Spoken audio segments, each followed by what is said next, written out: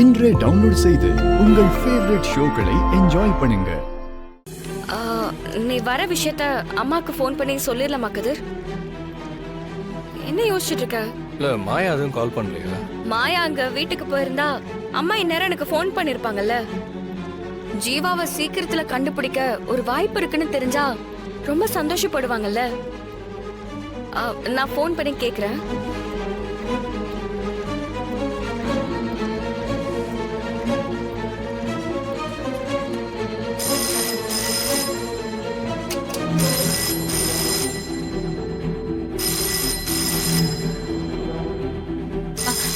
பார்வதி நான் எடுக்கிறேன்.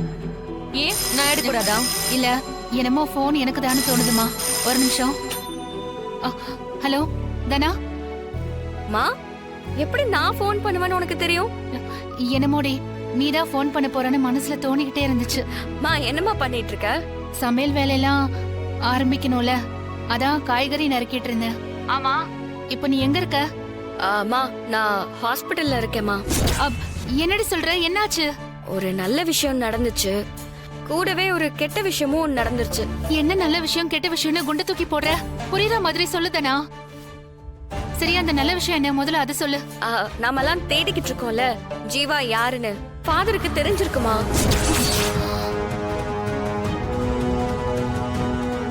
ஏய் நிஜமாவா சொல்ற?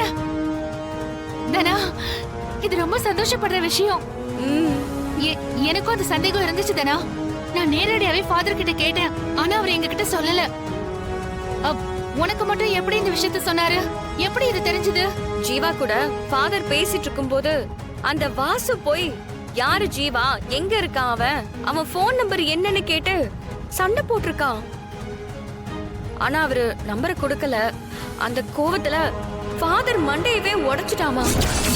ஐயோ இப்போ ஃபாதர் ஹாஸ்பிட்டல்ல இருக்காரு. மாயாவும் சீனு மாமாவும் ஃபாதரை காப்பாத்த ஹாஸ்பிட்டலுக்கு கொண்டு வந்து சேர்த்திருக்காங்க. நானும் கதிரும் கூட இங்கதான் இருக்கோம். அவர் உயிருக்கு ஒன்னும் ஆபத்து இல்லையே? இல்லன்னு தாமா சொல்றாங்க. என்னடி இழுக்கிற? என்ன சொன்னாங்க? தலையில அடிபட்டதுனால சுயநினைவு இல்லாம இருக்காரு.